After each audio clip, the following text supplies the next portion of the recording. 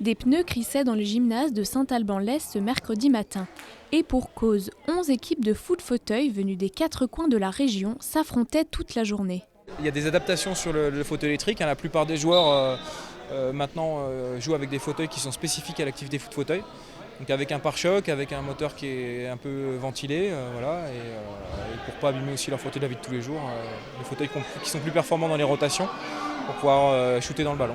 C'est un sport qui se développe beaucoup là en France. On a un tournoi régional qui regroupe maintenant 12 équipes. Et après, il y a un niveau national 1 et après, il y a 3 niveaux de première division, deuxième division et troisième division, donc au niveau national. Coup d'envoi, touche, corner, les règles du foot fauteuil sont quasiment les mêmes qu'au football. Le ballon est un peu plus gros et l'adaptation principale est le 2 contre 1.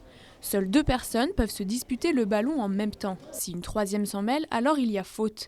Le but étant d'aérer le jeu et de libérer la balle. Ça permet aussi de jouer au football avec un fauteuil. Et l'esprit de compétition aussi, ça me permet de faire des matchs, des tournois et de se faire plaisir en jouant. Donc on a joué contre Trangevrier. On a gagné 5-1 le premier match. Et contre les Jedi de Domartin. Et là on a gagné 2-0, un match très difficile, on a gagné 2-0. Donc il nous reste 2 matchs cet après-midi, il faut continuer. On a un peu la pression du résultat, mais pour l'instant on s'en sort bien. Le foot fauteuil est le seul sport collectif accessible aux personnes en situation de handicap dans des fauteuils électriques.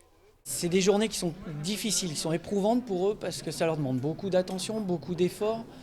Et puis quelquefois c'est difficile de gérer ses émotions et de pouvoir bien jouer. Autant à l'entraînement, on a les repères, ils jouent entre eux, c'est facile, ils ont l'habitude. Autant sur des journées comme ça, il commence à y avoir de plus en plus de monde et du coup le stress augmente pour les joueurs et c'est pas facile à gérer tout ça. Une petite pause repas pour reprendre des forces et retourner à la compétition. En juin prochain, ce sera les play-offs qui réuniront les 4 meilleures équipes et définiront l'équipe championne régionale.